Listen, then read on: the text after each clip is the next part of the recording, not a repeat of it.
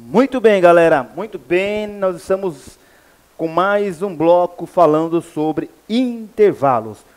Estávamos falando sobre férias. E aí é o seguinte, eu deixei agora para a gente poder fechar o nosso estudo sobre férias, a reforma, de olho na reforma, é claro, atenção, atenção, reforma trabalhista na área. Deixei para a gente falar agora, por último, para a gente ver os principais tópicos que a reforma trabalhista trouxe no que tange a férias.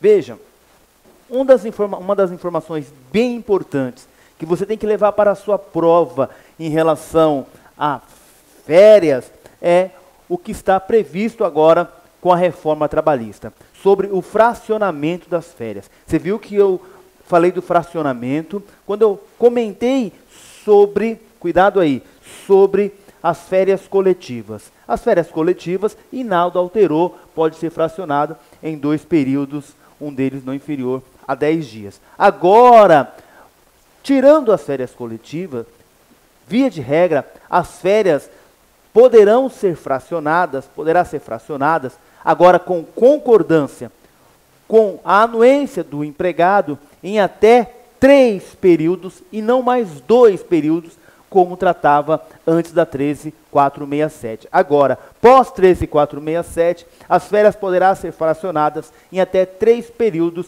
um deles não pode ser inferior a 14 dias e os outros 2 períodos não podem ser inferior a 5 dias. Então, por exemplo, o empregado poderá, claro, se ele concordar com isso, ele fracionar suas férias, por exemplo, primeiro período 14 dias, porque um dos períodos não pode ser inferior a 14 dias, então o primeiro período 14 dias, e os outros 2 períodos 8 dias, cada período, totalizando aí 30 dias. Primeiro período não pode ser inferior a 14, os outros 2 períodos não podem ser inferior a 5 dias. Uma outra regra que mudou também com a reforma trabalhista é que poderá ser fracionada as férias do menor, porque o menor não poderia ter suas férias fracionadas antes da 13.467, antes da reforma, e também aquele que é maior de 50 anos, agora também poderá ter suas férias fracionadas, ok? Uma outra regra ainda, de olho na reforma, uma outra regra tange a quando que o empregador pode liberar esse empregado de férias.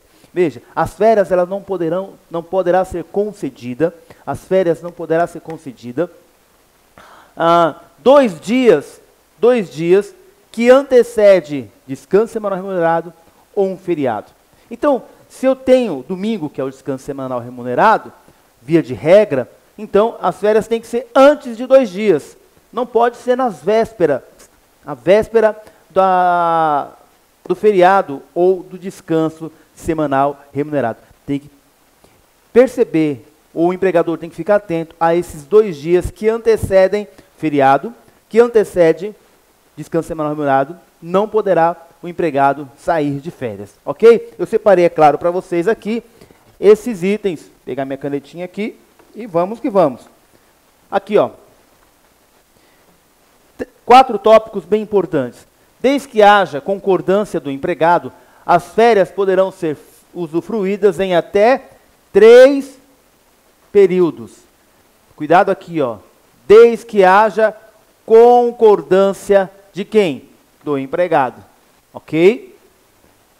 Sendo que um deles não poderá ser inferior a 14 dias corridos e os demais não poderão ser inferiores a 5 dias. Para a sua prova, fique atento quando a banca coloca essa informação, 14 dias e 5 dias, tá ok? Então, 14 dias e 5 dias. Bom, o que mais nós temos? Permitido o fracionamento para menores de 18 e maiores de 50 anos, tá?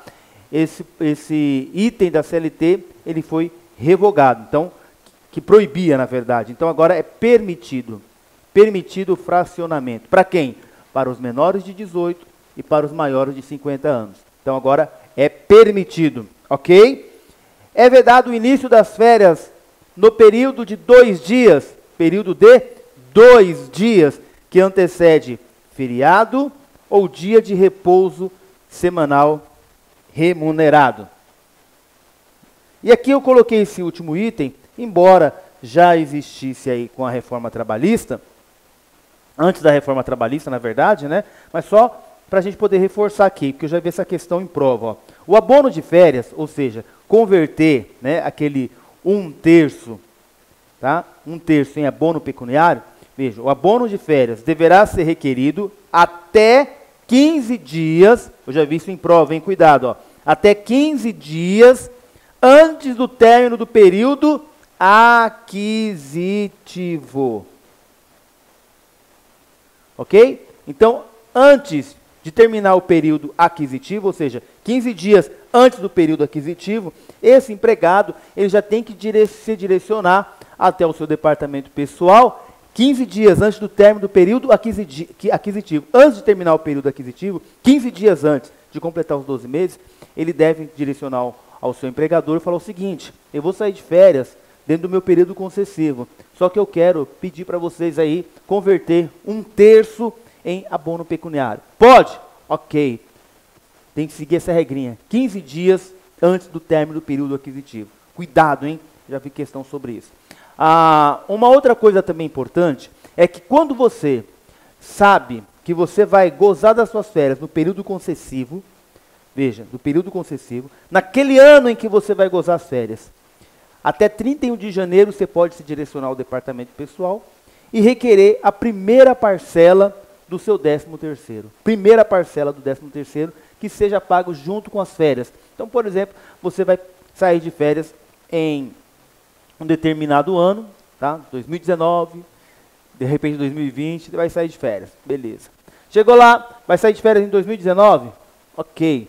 Chegou em janeiro de 2019, ou janeiro de 2020, ou janeiro de 2021, quando você for gozar o período concessivo, chegou janeiro, você pede que seja permitido, portanto, a primeira parcela do 13º, o adiantamento do 13º, junto então com as suas férias.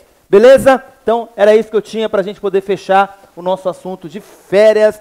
Me adicione lá nas nossas redes sociais, prof.Roberto Conceição lá no Facebook, no Instagram Professor Roberto Conceição. Me manda e-mail, me curta aí nas redes sociais, me faça perguntas que eu vou responder. E lembre-se sempre, você sabe onde quer chegar e aqui é direito de trabalho na veia e no coração. Tchau, até o próximo encontro, hein?